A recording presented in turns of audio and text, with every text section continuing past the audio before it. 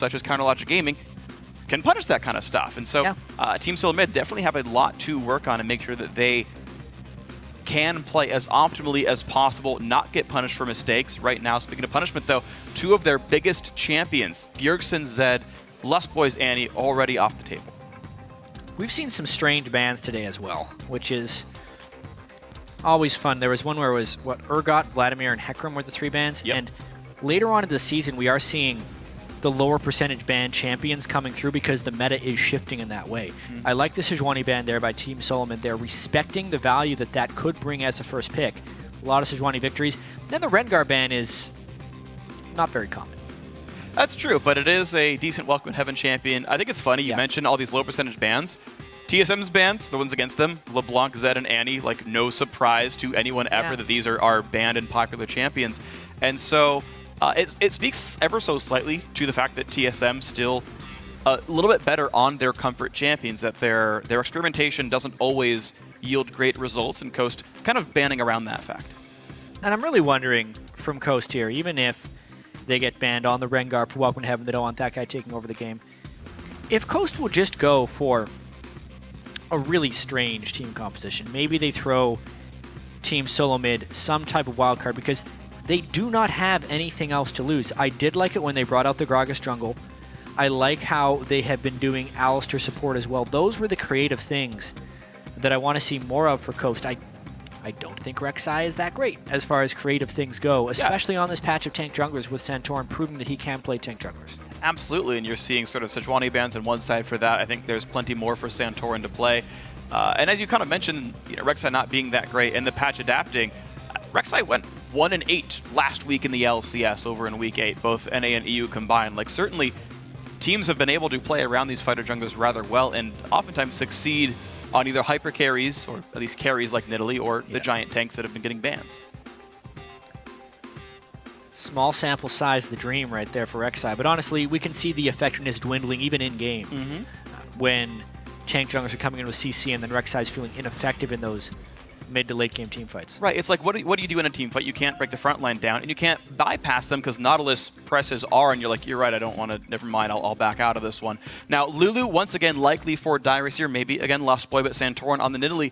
TSM playing very similar things for themselves, despite 3 sort of standard bans against them. Yeah, another Lulu pick. The great thing about TSM is Lustboy's proven to be a very, very good Lulu player, so this Lulu can be a total flex for them. Top lane or bottom lane, it does really not reveal anything, aside from the fact that Santorin's Nidalee jungle is really scary. It is absolutely scary. And speaking of scary things, I liked Riven Hover. You mentioned playing different things. Typically weak top laners like Lulu, where they can be bullied out, I feel, and Dyrus especially not getting help. Like, go play Riven, go have Cris carry. The one win that Coast has was Cris going 10-1-10 on Aurelia. Give him that big duelist. Give him some help. Let him take over the game. Like, I want to see that style back for Coast, but they say, no, just take Sion in the top lane, whatever. Well, tank team. We got a tank team coming in. Do. Support Nautilus, stop Sion. I keep saying that we could see a Bard once people get familiar with him and find the right niche. It's not going to be this week. I don't think so. I wonder what TSM's going to do here, only because the surprise loss they had to Gravity was against tank team. Absolutely. They played against Nunu, Urgot, and just a whole bunch of tanks. Whereas that's kind of what's being put together here by Coast. Tanky jungler, probably a tanky support, tanky top laner. I'm wondering how they round this out. Already they've taken a tank killer because they're trying to guard against that. Yeah. This is coming together what people like to call the Juggernaut team composition, where you throw a bunch of shields onto Kog'Maw and turn him into the tank, basically, that also kills other tanks. That's true, and we'll see how well they can peel for Wildturtle. They've actually put a lot of faith in him throughout time. I remember back in the summer split playoffs of 2014, his Tristana was massive for them, and they would play around him pretty heavily. Team Coast actually going to be playing around Mash quite a bit as well. It's a basically double threat composition here. Mancloud on Cassiopeia, Mash on Twitch, a front line there to be disruptive, and then ludicrous amounts of damage from the back line here. So very explosive team composition here. Yeah, they really just decided to pick a whole bunch of AoE damage, which I really like this draft from Coast, to be completely honest. Yeah, I do too. Mainly, TSM is putting together that death ball with Kog'Maw that is actually a bunch of fairly squishy, kitey targets that are a ball, most importantly. So what Coast did with their last 2 picks, they take the AD carry that can shoot through people and hit everyone at once, and the mid laner that has the highest sustained damage in a team fight. Yeah. Meaning if they do get deathballed on, they might have a counter. Yeah, you press R on Cassiopeia and suddenly everyone dies. Just like, look at the area of that crowd control from Coast here, by the way. Most of these champions, not very mobile. You've got, like, a move block total. Bjergsen, though. Is he? Yeah, Bjergsen's going to play some Urgot here, or maybe mid lane Kog'Maw.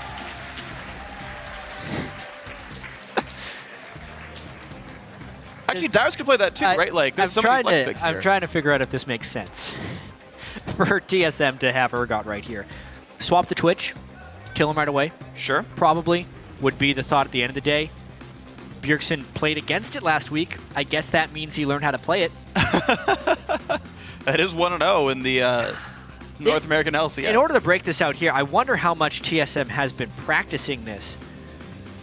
That is a very surprising last pick. It's another range damage dealer. It's some swap potential. It actually kind of adds to the ballness of their team. But if there was one of those squishy guys, they can pull them in and then maybe take the tank line down that way. That's not what I expected. No. From the last pick. No, not at all. Not from me. I was like, oh, maybe Orianna, Bjergsen's good at the champion, but not the case whatsoever. So, 2 big backline damage dealers for Coast, Cassiopeia and Twitch.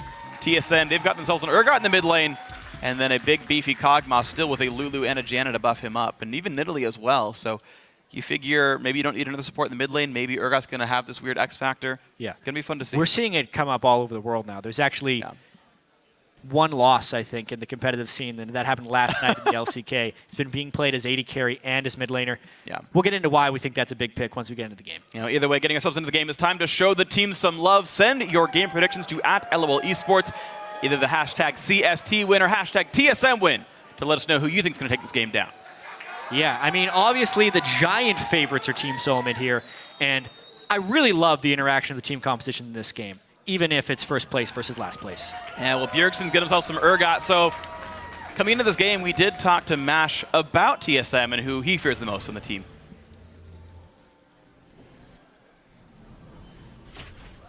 Mash says all the players on TSM are the real deal, but that there is one figure that poses the biggest threat on the lineup. I think all their players are individually good, and they actually mesh really well. And I think Bjergsen's like probably their best player, but sometimes there's days where Santorin plays really well and Turtle plays really well, but the standout player that anybody would probably say is Bjergsen. He creates a lot of pressure, he's always up in CS, and he's definitely probably the best mid in NA. Yeah, it's really hard to argue that Bjergsen would be the best mid in NA, especially this split. People actually, if they're looking for weaknesses in TSM, say, well, Bjergsen has to solo kill his lane.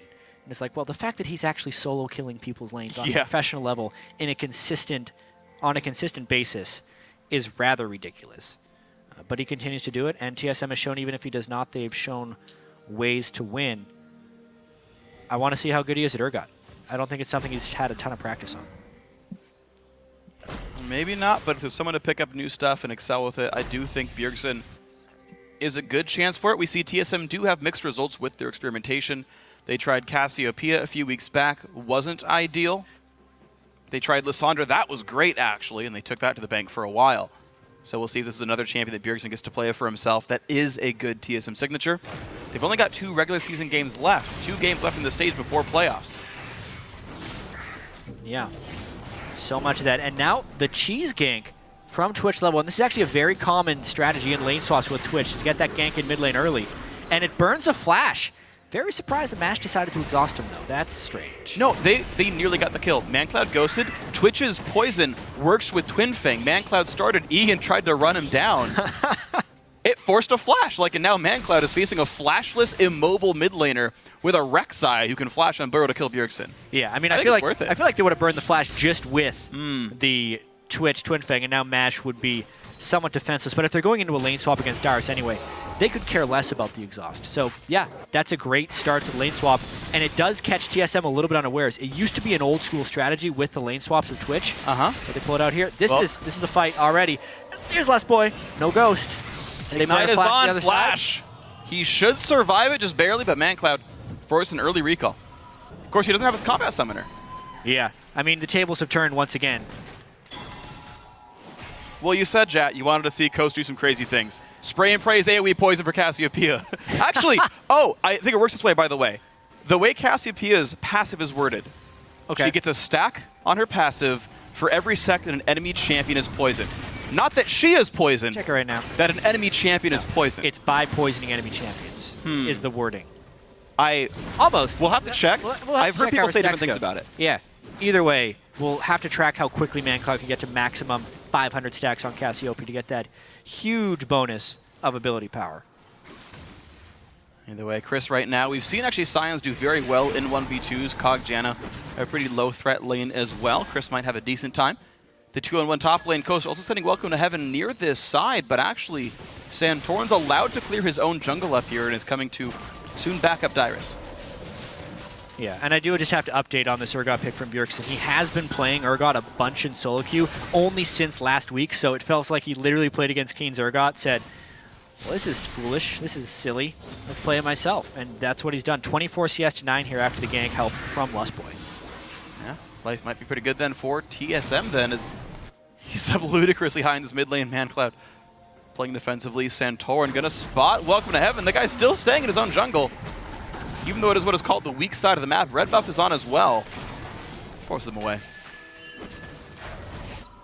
Good pressure early from both of these junglers trying to keep the farm up. A pretty eventful game considering no kills yet.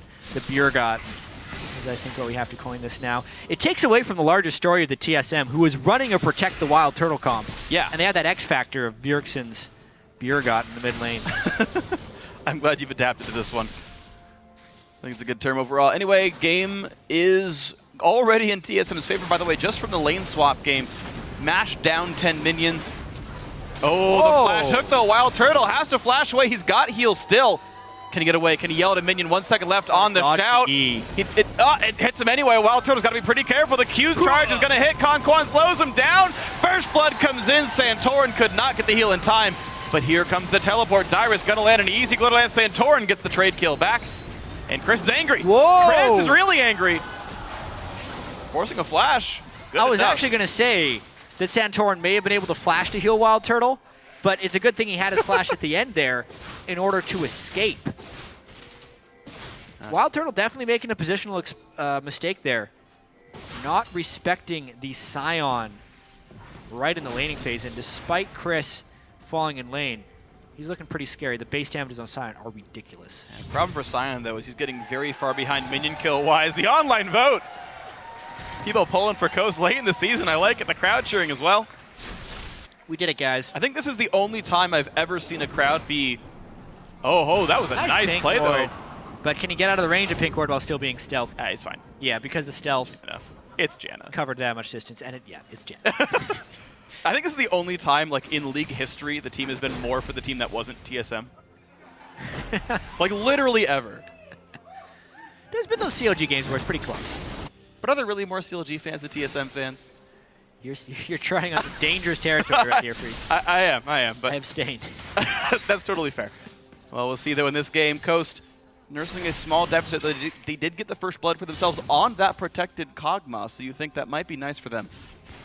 But Dyrus is getting farm. We talked about what he can do with that, and so far, a 1v1 against Cris. He's a level up. He's 30 minions up. That's fine. Definitely fine. And, I mean, we talked about this game. I wanted to track Dyrus and whether or not he'd be able to get farm here. His one teleport goes down and gets him an assist. They swap back and actually leave him in a lane while he can farm. And he has hit level 6 before the opposing top laner, which is quite rare in a TSM game. Dyrus actually in a good spot here. Very high farm as far as top lane is considered, especially in lane swap. He's out-CSing his own AD carry. Yeah. The enemy AD carry. And the enemy, he's out-CSing the entire enemy team. Let's be real on that one. I blame Wildturtle for that one. That's fair. And Mash spent the early game ganking. But you're right, it's still something that's very rare. Now it's just a matter of if you can deal with all this base damage from Sion. All right, now, so Cris is all about that base damage, and it's working. Really? Yeah, he is. Yeah. Sion's always all about that base damage. And Mancloud just sitting there farming his way in the mid lane. I wouldn't have done anything if he didn't look over, but either way, though, Welcome to Heaven in the silence. Gonna find Wildturtle, who is flashless. The flash engage, exhaust is on. Another kill comes through. The true damage. Mash gonna spam some taunts. Yeah, he's fine. Interesting All as well. thing, when you build a protect the Kog'Maw team composition, you kind of want the Kog'Maw to be doing well. Yep. Wildturtle is not getting CS right now, so even with the protection, it's going to really delay when TSM can hit their power spikes. Smack in the face. Nautilus is so good. He won that trade for sure. Anchor greater than wind. Can you really call it a trade if you don't take damage? He won that fight. The steal, Larson. Pushed Lustboy around. Yeah, we had a term for this last week. I think Aiden and I talked about it on Challenger, but I've forgotten since then. I think it was Won both that Sion. period of dealing damage to the opponent with no repercussions. Yeah.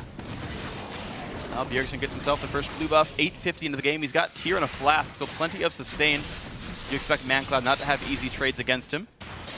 Blue buff Cassio also able to farm and spam pretty easily. It seems to me Twitch poison is not affecting Cassiopeia from what I can tell, but I guess I was just wrong all along. Someone told me it was in solo queue. It's like, oh yeah, Teemo makes like Cassio super strong. You just give her Is it stacks. supposed to be like you're in your lane, just giving Cassiopeia stacks? Yeah, you just get stacks like for the Teemo fighting someone. Doesn't look like it's happening. I don't think You so. have been lied to. Yeah, apparently. Never trust a Teemo. That's actually valid advice. Yeah. I'll give you that one. All right, I think the big thing for TSM here, even though they are winning the laning phase, mainly off of Bjergsen's Urgot, who is crushing Mancloud. Oh, wow, yeah. In CS. The big thing that TSM needs to make sure to do in order to keep control of this game is to not let Wildturtle die again. They need to give him a safe place to farm, which in theory should be in the 2v2 lane against Twitch. Twitch should not win lane against Kog'Maw in any sense of the word. But currently, Mash is up about 100 gold. It'll just depend on the ward and gank pressure or how well KonKwon can get initiations for Twitch to open up on. And overall, gank pressure's been nice. We'll see what else these guys can do here. The road to level 6 will be there first for KonKwon before Lustboy, I believe, and that could be very scary. Coast position themselves onto Dragon, and a blue buff tier, the Goddess Cassio, will not lose too much mana, or at least can replenish it on the road back. So Cris's base damages looks like no trouble down in the bottom lane, going to take down Dragon for themselves. Coast get their first global objective of the game. And a little strange considering that they had actually lane swapped back, that was such an easy objective for Coast to take. Yeah. With Bjergsen's supremacy in the mid lane, theoretically, TSM should have control of that side of the map just based on their solo lane advantages. Both mid lane, both of their solo laners are on that side of the map and winning the lane. Yeah. But they just did not have ward coverage in the Dragon area, and it was an easy Dragon for Coast to take. Not the cleanest play there by TSM. Yeah, it's mostly a push lead from Sion. I guess something that Dyrus has to respect until he gets Morellonomicon completed. Just doesn't one-shot the wave fast enough for a Sion queue. And that was my guess on how that one happened. Mancloud, again, looks for a trade here. Gets a decent amount of poison damage down. But be careful, Urgot walking into Fog of War is a scary place to go. Swap you right into the fog yourself. Yep. Does not have eyes on Nidalee either. And if we're looking at this lane in terms of mana, Mancloud is far behind here. Would not be able to keep a sustained fight for very long. Bjergsen's going to continue shoving him out here. It looks like the stage of the lane in which Bjergsen can deny Mancloud from farm entirely is probably gone. So they're just going to be trading from here on out until there's some gank or kill pressure. Like that. Ooh. That's a little bit of pressure. Those are really nice plays. You hide behind that little wall. And one more Q! Should have flashed in, given the kill away. Pull a keen. Flashed. Bjergsen. Bjergsen should have flashed in the turret and died. Yeah. Why not? I have to correct myself, by the way. I thought Mancloud went tier. He actually is going for the Catalyst build, which I actually think is much stronger. It's a lot more durability. Well, we talked about this beefy team. He really needs it against Urgot as well. Yeah. Because we see one E gets landed by Urgot. And if it was a tier, the sustain would basically be he's out of lane immediately. Yep. With the Catalyst, at least he can take a few hits and continue to fight. That's going to be the case here. Mash going to expunge these minions away. Level 8 on him, but takes a lot of poke thanks to Kog hitting level 6 by now. And, you know, Twitch is kind of slow. He's not very long range. It's fairly easy to predict his movements and land those living artillery shots, and taking its toll on Mash here. Mash is down 16 minion kills. And even though Wildturtle's 0-2, it just doesn't seem to matter. I mean, Freak, these lanes, from a CS perspective, are just spiraling out of control for Team Coast. They're not keeping up in any of their individual skill matchups here. eventually I feel like that is going to transition to some TSM team fights, potentially at the next Dragon, or if Santorin can start making some ganks. Every member of TSM that is supposed to be farming is ahead in farm. And that is so rough then. Team Solomid looking pretty nice. 1,900 gold, now 2,000 gold ahead here. 13 minutes in. Even though they're down in kills, they don't have any turrets to the name. It is just that farm lead here. WTHeaven looking for this gank or maybe counter gank. Nautilus is nearby as well. They ping out the fact that not just warded over there. They know, hey, someone's nearby. Hide away. Bjergsen does so. No real threats. We look back at the lanes. The Nautilus support roam doesn't do anything. Mash is now stuck in 1v2 up there. Might lose more CS as a result. The bot lane fight, that's staying pretty equal as well. It's Cris pushing pretty hard with fairly limited ward control. He is, but Bjergsen's attention's elsewhere, as usual. He wants to try to get either Bjergsen or Wildturtle going, because Lulu having a successful laning phase or getting a few kills is not core to the success of this Team Solomid team composition. It's getting Wildturtle kills and getting turrets that way. As long as Dyrus is trading or better, there's no reason for TSM to go there. I like the thing that Santorin is doing right now, and Nidalee pushing top. Yeah, absolutely agreed. Now top lane with a double wave right here, but Coast already have 3 members on defense. And we're seeing Cris continue to battle against Dyrus. The shield break does plenty of damage. You can see this matchup isn't that bad, but just look how much pain this turret has been taking. Low risk plays by TSM. Turret's gone in a wave or two if it's not continually sort of swept away by Coast. Yeah, and it's 2 melees trying to guard a turret against 3 ranged champions. Yeah, true. Doesn't work extremely well, but they are respecting the all-in there from Coast, and they decide not to finish the turret on that wave. A little bit surprised they didn't press that harder, but I can understand the caution. So right now, Wildturtle is sitting at about 300 to 200 gold short of Trinity Force. I think the ideal is that you farm another wave and then take the turret. You take the turret at the same time you recall for Trinity Force, at the same time you prep the dragon that's spawning in a minute 15. It's a bunch of things coming together to make a really nice timing window for TSM. But it looks like they're not really trying. Get back to that minion wave. You did it. It's like Home Guard Hecarim, just way cooler looking. And a much longer cooldown. 105 seconds till he can do that guy again. Yeah, that means it will be down for Dragon, actually. Meaningful timer to think of. Oh, interesting little gank. Nice jump over the wall by WTHeaven. Flashes for both. All right. Well, a flashless Bjergsen, I suppose that's a slightly better thing for Coast, you think, in the long run? Top lane pressure. Mancloud looks like he burned his ghost as well. Oh, he did. You're right. Yeah. All right, top lane. Outer goes down. The first of the game. Team Solomid up 3,000 gold. Now, Dragon 32nd. There's the recall for Trinity Force. Pink wards on 3 inventories of TSM, and they make their way down to the bottom side of the map. Really nice timing there by TSM on their recalls. Yeah. Now it's all about controlling the dragon. Kog'Maw will be a legitimate threat here because of that Trinity Force. It's before Mash has something. Mash is still off farming that top lane. There's no reason to stay up there. He, of course, wants to hit his Blade of the Ruined King, but they're going to completely sacrifice this dragon because of it, is the looks of it. Yeah, I believe that as well. It is live, it is live, it is live. Dragon has walked around the pit and taken his seat in the water. So Dyrus is not running towards the dragon. He's going top and then would have to TP down for dragon, as opposed to the opposite of taking and forcing dragon with superior items and then TPing back top.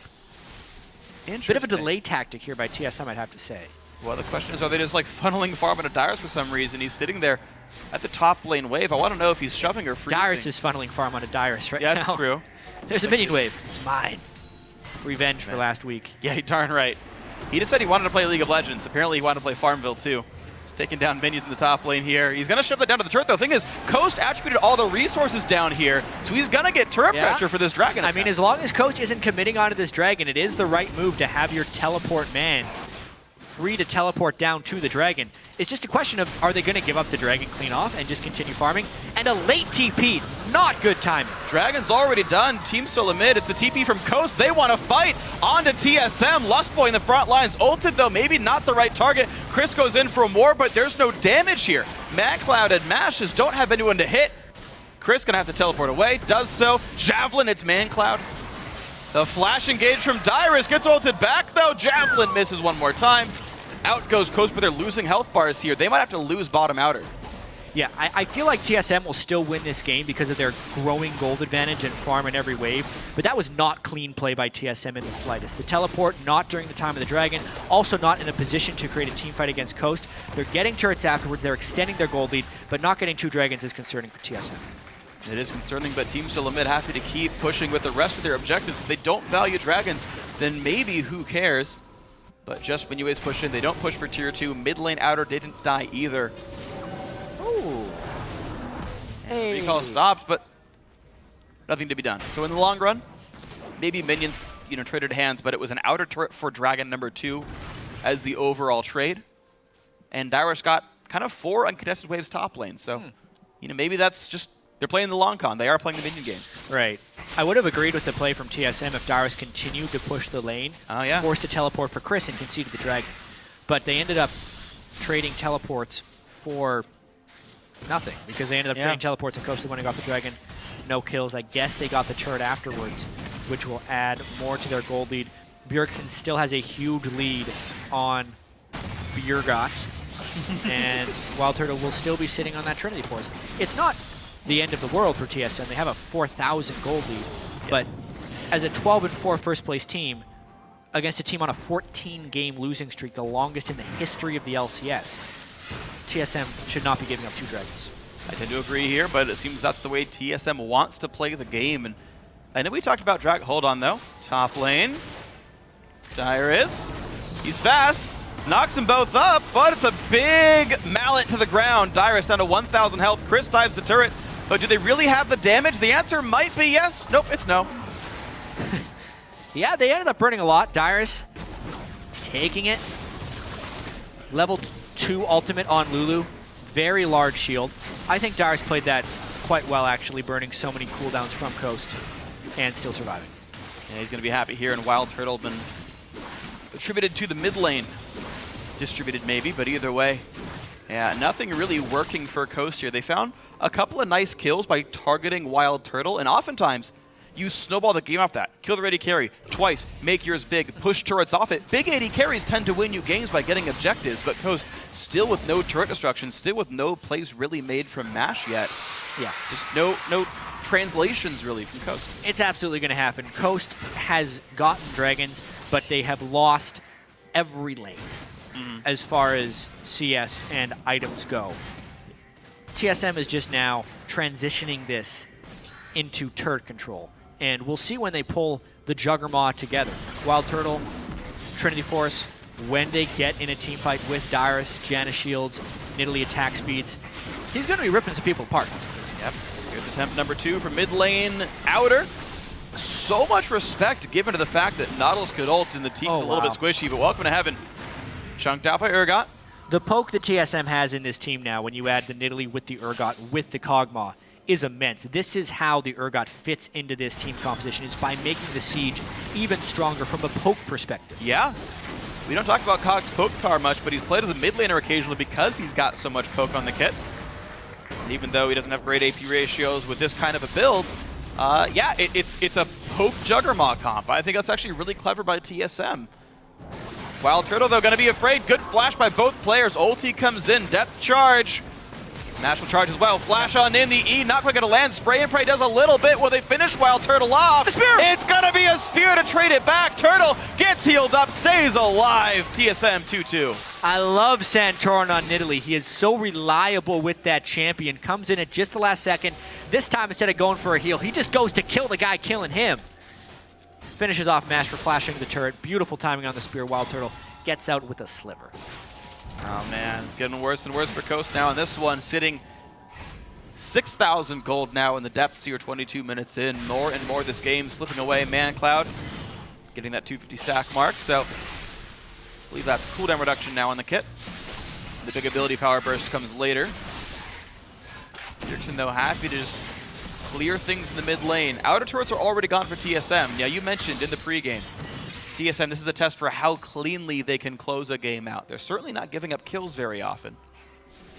And, they're just acquiring farm based on how they're playing the game. But now you got to go for tier 2s. It's 5.5. Yeah. They're easier to kill, but what's next? This will be the Dragon that TSM can take, and then I think they start pressuring around the Baron objective, for one. Cris doesn't provide what seems like much real threat to Dyrus. They're basically just farming away. And now that TSM has moved pink ward control into Coast jungle, they're forcing some really suboptimal plays that Coast wants to contest. KonKwon helping out. Santorin, sorry, Welcome to Heaven smites it anyway. But yeah, TSM looking to contest plenty over here. Lustboy waiting around, going to put some wards down, and they're going to bully Coast off of their own red buff. Dragons up in 5 seconds. And that will be the pull onto red, because why not? Welcome to Heaven smite will be down for a few more seconds, so no real steal attempts. Wildturtle gets a red buff for this dragon fight, making it even harder for Coast to stop them. It's looking like a really cool team composition for TSM to run. I mean, yes, it is against Coast, but looking at the ways that it's stopping Coast from being able to counter it, they have a very good mix of physical and magic damage, very high poke, and hopefully some disengage going on. We may finally see our team fight as they try and catch Bjergsen. All right, the dive on a Urgot. Can they do enough damage? Lulu comes in. Dyrus helps the team out. Lustboy does too. And Kog'Maw's getting some damage down. Lustboy, the first casualty, but will there be any more damage coming through? Mancloud forced out. KonKwon the same. Cris forced to escape as well. And Wildturtle just hitting everyone. 2 more kills picked up by Santorin in the back line. Matt's going to get jumped on as well. You talked about reliable. How's that for skill shot accuracy? TSM 3-1 that fight. Looks like 4 actually, because Sion was in the midst of his passive when he fell down there. And yeah, TSM, with enough people up, will just go for that Baron clean after the Dragon. 24.5 minutes in, plenty early on this. Lustboy the only casualty, and you've got a 5-0 Santorin pulling a lot of weight in this game. Baron's going to be easily picked up there, even a nice smite. Huge lead. Dyrus had also just hit the death cap power spike on Lulu, which is so important.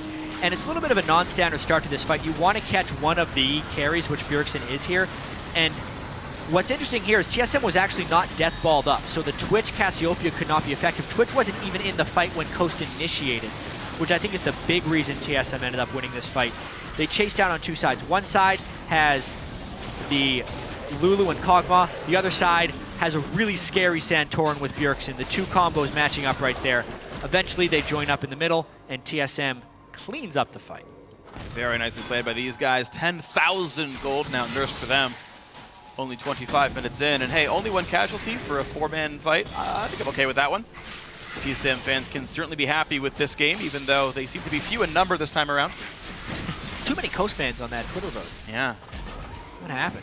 Well, fanboy or not, looks like TSM in prime control here. Lustboy with an early Sorcerer's Elixir as well. Interestingly enough, we'll give him some damage in fights if he wants it. What the heck, why not? They're pretty far ahead in gold. Yeah. Instead of going for the Soul Stealer, he just goes for an Elixir or something on Janna. I'm not sure what he's buying with these components. The Ardent Sensor, maybe? Is that what it builds up? I don't remember anymore. I've never built that item, I'm not sure. I've bought it a few times. Like if I have like 3 AD carries in my team. Hey, press R, if they're protecting the AD carry and trying to stack attack speed, yeah, the Ardent Sensor builds right into that playstyle. Who needs Mikhails when the other team has multiple stuns? Yeah, but they're mostly knockups, so I can kind of see it. Whatever, either way, TSM. I mean, this is a team, by the way, that Bjergsen would back and like buy a Hydra when they're about to win the game. Now, Reggie said they don't want to see that ever again, so hopefully TSM does take this game seriously, but certainly a big lead for Solomid here. Looks like the move is down to bot turret. They've cut actually the rotate off. I don't think Coast can reliably defend this if TSM wants it. Cris will show, but all of TSM are here. I could not see that being defensible at all. TSM's going to be taking down at least 6 turrets on the game by the end of this Baron buff, if I had to guess. They're going to do it real quick. I wonder if they continue this push down bottom and go for the inhibitor. I think they do. Yeah, Dyrus stays mid, holds Mancloud, one of the 2 damage dealers that Coast even has right now. The poke, pretty massive. Even Cris loses a lot of health. Mancloud, though, in on Dyrus. He's going to have to be scared about this one. The E's coming through. Mancloud's ghosted. Dyrus does not have any really movement left here. Couple more shots. Not quite going to be enough. Oh, it is! The poison. Mancloud takes him out. Instead of flashing away, Dyrus ticks out to the poison. So I'd say a misplayed there by Dyrus in the mid lane, halting this TSM ability to push. They're going to try to continue with these Baron minions who just ran out to try and finish off that turret. I think they'll get it. Yeah, they are going to get it. So turret number 5 is Baron times out here. Dyrus, the only casualty of the extended fight, but 2 structures, I guess that counts as well. Solomid now 2 minutes till Dragon. Baron, I guess, respawns in 4. And they have to think now what's next for them in terms of map control. I think it's Dragon right now. Blade of the Ruin King and Zeal completed onto Wildturtle. He will be getting a bunch of attack speed thanks to the Art Sensor, which has been completed by Lustboy. So you were right. We were correct. Those were the components. It's 25% attack speed for 6 seconds when Lustboy heals or shields another unit. So quite easy for him to apply that to Wildturtle since he should be Janna shielding Wildturtle anyway. You add that 25% to the large amount of attack speed Nidalee can give, and then the on-hit damage that Pix and the Janna shield also offer. It becomes an incredibly scary Kog'Maw. It absolutely does, and Wildturtle, you know, slow start to the game, was picked on pretty heavily by Coast, to Coast's credit. They definitely chose the right lanes to gank and the right place to pressure, but Turtle has recovered from that. TSM looking pretty well in control in the mid-game. Dragon up in 45 seconds. TSM go in for the war control. Still wards in the inventory of Santorin. Sightstone still has charges for Lustboy as well, and even an upgraded trinket for Dyrus to assist in that even further. Bjergsen's at a really high point of damage as well, got full armor penetration. I think these next fights we need to watch, just watch the damage that comes out of Wildturtle, because I bet you we've very rarely seen a 1 and 2 Kog'Maw do this much damage. That's true. Wait until they put all the shields and attack speeds on this guy. When he's hitting champions as well for that percentage max health. If we end up seeing a fight here, because Coast doesn't want to give up an inhibitor clean, maybe we see a fight. I'm just waiting to see Wildturtle shred some people. Yeah, well, he shredded the mid turret pretty low already. Cris taking a bunch of pain. Look at the slows coming out. That's the tank. That's just Urgot hitting him.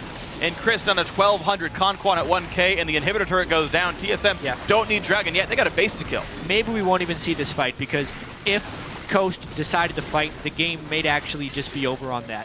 When TSM is balled up like this, and Coast can't get a flank or a nice point for Mash to open on Twitch, with a Cassio ult, maybe stunning some people. When it's just a straight-on engage like that, TSM is free to disengage. There's no way for Coast to fight. No, there's really not right here, just with the great front line, great disengage tools, and all as well. Now, bot lane turret does go down to some minions. That is bot lane out of the first of the game for Coast here, but Dragon 2 goes down. Mid inhibitor's already gone. Let's see what's next for TSM. It's Bjergsen getting caught, but he already kills KonKwon for it. It's a 4v5. There was no follow-up for Coast here. And the Twitch ultimate and Cassio ultimate have been burned, giving TSM total freedom of where they want to go next. Unfortunately, TSM wants to go to either of the side lane turrets, and those minion waves need to be culled a little bit. And Dyrus, sadly, not enough ability power. 5.5, it gave minions a lot of extra health later on in the game, and he does not one-shot those luscious caster minions here. Here's the attempted catch on a Bjergsen. He's very alone. Low, but you can just see the Muramana being active on Bjergsen when he gets that lock on is just so much. And that's not a jungle Nautilus. It is the support Nautilus. True. While still tanky, much squishier than what some people may be used to. And because he was a little bit low, Bjergsen just assassinates him on Urgot? Not something I thought I'd say today. And well, when you're fed, you have 304 minions and plenty of items in your inventory. Not hard to kill a support. And it's going to be sad times for Team Coast. TSM clearing the minion waves away. You said they'd want to push these side lanes out. They're starting to. Bot's already pushed in. Top had Santorin there. Yeah. I wonder why Santorin didn't clear that in entirety. Maybe he was feeling unsafe because they did lack ward control right there. Lacking ward control with Baron down is actually somewhat of a cause for concern. But if they entered into a base race, TSM would win it. Mid's already pushed in. You got to be careful a little bit, Coast. Bjergsen actually riding the wave in to really create the pressure. I mean, I guess if no one reacts, he takes the Nexus down. Yeah, this will be a mind game right here. TSM wants to force the recalls and then run back and force Baron. So there was a mind game here. The Coast is acting like they have recalled to stay and be able to stop that Baron. Because if Coast recalls, TSM takes the Baron. At this point, if TSM doesn't have war control, they think Coast is gone. They know Dyrus is here. He's going to face check in. They find him with the Javelin at the same time. Massive knockup comes through. The fight has begun. Dyrus will be the casualty. Santorin knocked up by Nautilus. But is there damage coming through? Cris cannot find the engage. Bjergsen, Wildturtle safe in the back line. Welcome to Heaven forced backwards. Anchors away and forced to run now. Javelin on the side. Yeah, low health bars. Lustboy shields it. Anchor again. Wildturtle gets the kill. Cris trying to run away. A kill onto Welcome to Heaven from Urgot. 2 for 1. Really impressive mind game right there by Coast, knowing how the recall game was going to work and what TSM's next play was going to be. Yeah. And then you could see there was a sense of suspicion from TSM that maybe Coast was still there. But Dyrus doesn't actually wait for Santorin to check the brush with the spear. The spear hits as Dyrus gets engaged on, and TSM ends up losing a member, but they still win the fight and ultimately get the Baron. Yeah, you're seeing it right here. Dyrus like, Yeah, all right, let's go, let's go. They're gonna scout it with the spear. Anchored in. And the spear hits. They could have easily just disengaged and played that fight more intelligently. Dyrus dies, they ult Santorin, but luckily the gold lead is as such that TSM is still incredibly strong. Cris can't get a good counter engage on because he misses his ultimate, and then it's just TSM running people down with move speed. One side decides they're going to secure a kill. Bjergsen says, I'm going to go find another friend. How does he get Rek'Sai? The same way Urgot kills everyone. Press E then Q a few times. Congratulations. It's difficult. I actually want to point out an unsung hero of that fight was actually Wildturtle. When the engage came through the first time, he actually landed Void Ooze on basically the entire team. Cris is, he's going to die here. Really fast. And even though Nautilus had hit Santorin square in the face and stunned him, none of the team could chase that down. They're getting slowed by like 60% by the Kog'Maw E. Yep. And you just like walking them like crawling toward, unable to find an engage. Bit of peel for the team, Wildturtle supporting his jungler. And now he's got a positive score as well, 3-2 on Kog'Maw. All the shields and attack speed going on to then the second Baron of the game for TSM. They're not killing Coast incredibly fast, but boy, is this reliable. Oh, absolutely reliable. God. Why flash at that point? That's a kill picked up.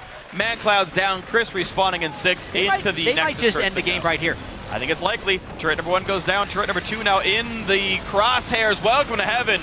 Immediately shut down and re-engaged by Cris, but who cares? No damage left. Back to the fountain they go. TSM getting a couple of kills in this game, but by and large, it's an objective-focused one. Get him! And we're going to knock down the rest of the structures. Nothing to wait for. There's GG. TSM guarantee themselves #1 at the end of the regular season in North America. Big congratulations to Team Solomid. Even though the clinch came against the last place team, they've had to beat everyone else in order to clinch that #1 seed if you look at the entire season. Bjergsen breaks out the Urgot after what seemingly is only a week of practice on it. Yeah.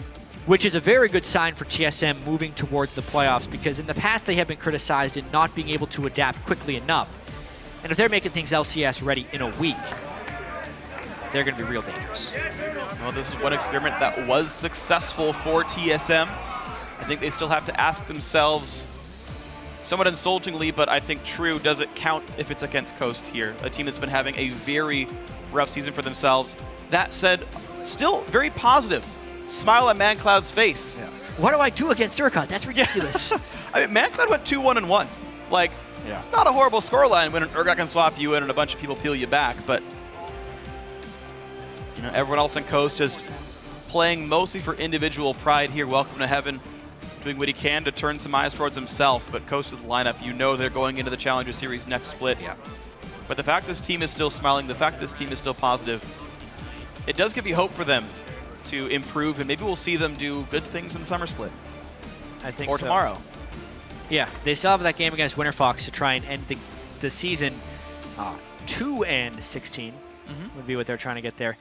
The story really is, though, about TSM and their move towards the playoffs. Yeah. You know, we know they were able to win IM Katowice. They didn't end up beating the GE Tigers in that tournament, right? True. Which is the one thing people are taking away. It's like, well, they didn't beat a Korean team in a best-of-3, Sure. but they've shown they can win a little bit internationally. They really want MSI. We know their goal is Worlds, and they do need to focus temporarily really hard on North America in order to make it to MSI and then worry about Worlds. So it almost feels like from here on out, minus a little bit of the game they have tomorrow since they've clinched, it's full-on what is best for them right now, whether it's the mid-game comps or the late-game comps. And then practice up for those couple of weeks to make sure you are ready for the international competition if you do win in the spring playoffs. But TSM, congrats to them. For now, let's see what the pros have to say about that match.